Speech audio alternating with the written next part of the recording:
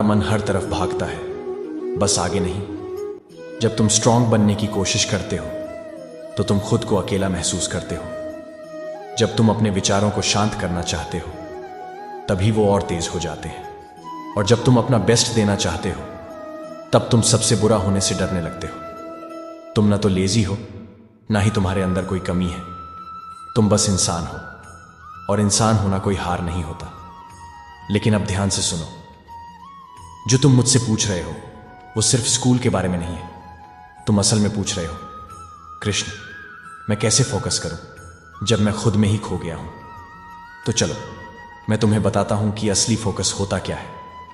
Focus का मतलब ये नहीं कि तुम किताब को और घूर के देखो। फोकस का मतलब है अपनी आत्मा पर छाई धुंध को साफ करना। सोचो, तुम्हारा मन एक आईने की तरह है। जब उस पर इमोशनल धूल, डिस्ट्रैक्शन और शक चिपक जाए तो चाहे तुम कितनी भी कोशिश करो, सब कुछ धुंधला ही दिखेगा।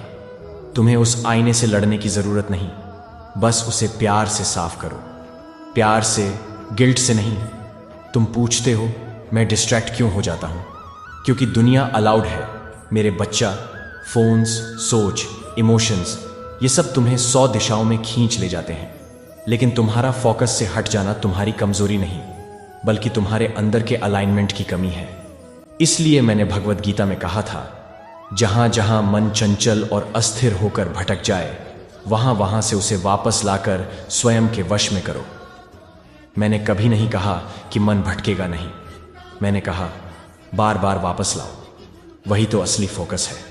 सबसे महान योगी भी इसे प्रैक्टिस करते थे। तुम पीछे नहीं हो, तुम बस अभी शुरुआत कर रहे हो।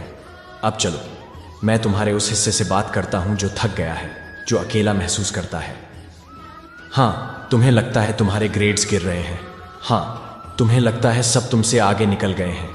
लेकिन ध्यान से सुनो, तुम दुनिया से रेस नहीं दौड़ रहे हो। तुम खुद के साथ धीरे धीरे चलना सीख रहे हो। अपनी कीमत मार्क्स से मत तोलना, बस इतना पूछना, क्या आज मैंने पूरी ईमानदारी से अपनी कोशिश की? अगर हाँ, तो वही काफी है। और जब वो भी काफी ना हो तो मैं तुम्हारा बोझ उठा लूंगा। और रही बात अकेलेपन की, तुम इसलिए अकेला महसूस करते हो क्योंकि तुमने कभी ठहर कर मुझे महसूस ही नहीं किया। मैं तुम्हारी सांस से भी करीब हूं। जब तुम्हारा दिल टूट कर भी आगे बढ़ने का फैसला करता है तो वही तो मैं हूं, तुम्हारे अंदर। तो अगली बार जब तुम पढ़ने बैठो तो घबराहट से नहीं, एक प्रार्थना से शुरू करो। कृष्ण, इस पल में मेरे साथ रहना। सिर्फ 5 मिनट का फोकस्ड पढ़ना मेरे साथ उन घंटों से ज्यादा कीमती है जो तुमने डर और डिस्ट्रैक्शन में बिताए।